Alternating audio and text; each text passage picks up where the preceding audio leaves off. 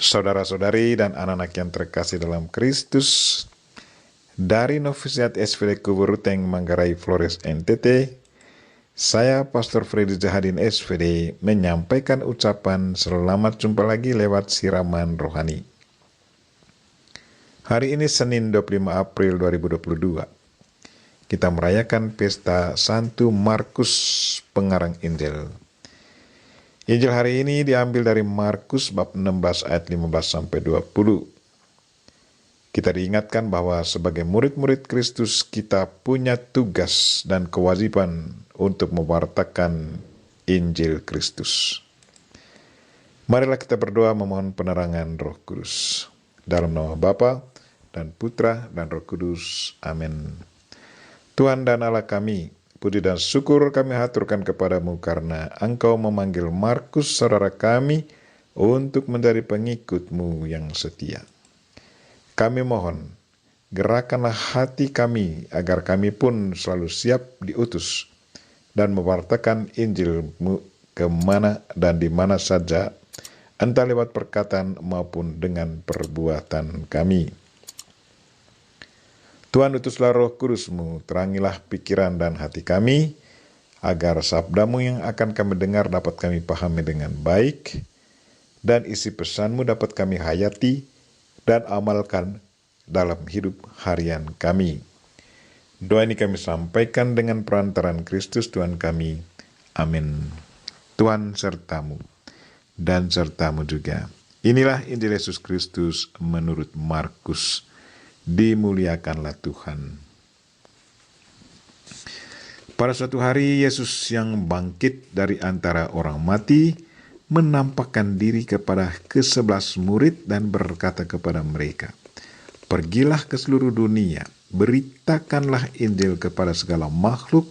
Siapa yang percaya dan dibaptis akan diselamatkan, tetapi siapa yang tidak percaya akan dihukum.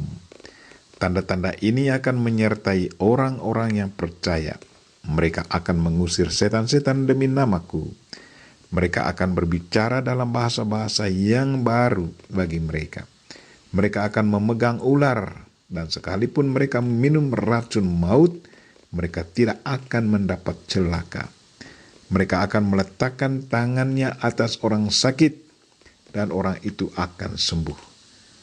Sesudah Tuhan Yesus berbicara demikian kepada mereka, terangkatlah ia ke sorga, lalu duduk di sebelah kanan Allah. Mereka pun pergilah memberitakan Injil ke segala penjuru, dan Tuhan turut bekerja dan meneguhkan firman itu dengan tanda-tanda yang menyertainya. Demikianlah sabda Tuhan. Terpujilah Kristus. Saudara-saudari dan anak-anak yang terkasih dalam Kristus, tema renungan kita hari ini ialah kita diutus untuk mewartakan Injil Kristus. Hari ini kita merayakan pesta Santo Markus, penulis Injil Kristus. Dia berasal dari Yerusalem. Menurut cerita, rumahnya biasa digunakan sebagai tempat pertemuan umat Kristen.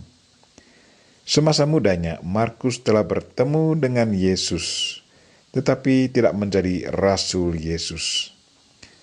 Dalam Injilnya, Markus menceritakan bahwa ketika Yesus ditangkap dan digiring ke hadapan Mahkamah Agung, seorang anak muda mengikutinya dari belakang. Para serdadu ingin menangkapnya, tetapi dengan cepat pemuda itu meloloskan dirinya. Besar kemungkinan bahwa orang muda itu adalah Markus sendiri, karena cerita itu hanya ada dalam Injil Markus. Markus adalah keponakan Barnabas. Markus menemani Paulus dan Barnabas dalam perjalanan misi ke Antiokhia dan Siprus. Markus sangat dekat dengan Petrus. Karena kedekatannya, Petrus menyapa Markus anak. Mengakhiri tulisannya dalam surat pertama yang kita dengar hari ini, Petrus berkata, Salam dari anakku Markus. Sesudah Petrus dan Paulus dibunuh oleh Kaisar Nero, Markus berangkat ke Mesir dan di sana ia disebut Hieronymus. Kemudian menjadi uskup Alexandria dan mati dibunuh karena Kristus. Jenazahnya kemudian dibawa ke Venesia dan relikuinya disimpan di Basilika Santo Markus. Lambangnya sebagai penulis Injil ialah singa raja gurun pasir. Dari riwayat hidupnya kita boleh katakan bahwa Markus sudah mengenal Yesus Kristus sejak masa mudanya. Kesaksiannya akan kehidupan Yesus Kristus sudah menjadi kekuatan baginya. Ia begitu setia mengikuti Yesus lewat memberi dirinya menjadi pendamping setia Paulus dan Barnabas dalam perjalanan mewartakan Injil Kristus. Dari pengalamannya dan ditambah dengan kesaksian Simon Petrus, Markus didorong untuk mengabdikan kisah kehidupan Yesus Kristus lewat tulisannya yang kita kenal sekarang, Injil Kristus menurut Markus. Kita harus bersyukur dan berterima kasih kepada Santo Markus karena lewat karya tulisannya yang begitu sederhana kita bisa mengetahui siapakah Yesus Kristus itu. Saudara-saudari dan anak-anak yang terkasih dalam Kristus, lewat Injilnya hari ini, sebelum naik ke surga, Yesus menyampaikan perintah kepada para muridnya. Yang pertama, pergilah ke seluruh dunia, beritakanlah Injil kepada segala makhluk. Tugas ini bukan saja tugas dari ke-11 murid Yesus di saat itu saja, tetapi sudah menjadi tugas semua pengikut Kristus dari zaman ke zaman. Tugas kita di zaman ini. Yang kedua, Yesus juga memerintahkan para muridnya untuk menyembuhkan orang sakit. Katanya, usirlah setan-setan demi namaku. Roh Tuhan sudah ada di dalam diri setiap orang yang sudah dipermandikan. Kekuatan kuasa Tuhan disalurkannya kepada kita, dan berkat kekuatan kuasanya, orang yang kita doakan juga akan mengalami kesembuhan. Yang ketiga, Yesus Kristus ingatkan bahwa kita adalah pewarta, pekerja Kristus. Sebagai pekerja, kita harus selalu tahu bertanggung jawab dan setia menjalankan tugasnya. Sebagai pemilik pekerjaan, pasti Yesus selalu dan sangat bertanggung jawab akan kehidupan para pekerjanya. Karena itu, jangan takut dalam menjalankan tugasnya. Dia akan selalu setia memperhatikan dan mendampingi para pekerjanya. Marilah saudara-saudari dan anak-anak yang terkasih, kalau Santo Markus bisa menjalankan tugasnya dengan setia dan rela mati demi Kristus, maka kita pun pasti bisa melakukan yang sama dan Kristus tetap sama.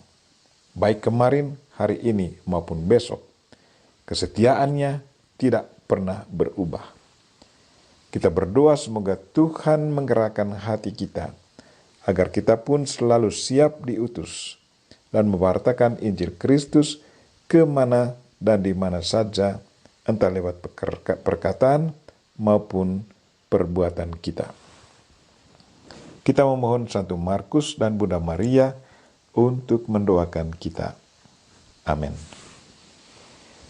Marilah kita mohon berkat Tuhan. Tuhan sertamu dan sertamu juga.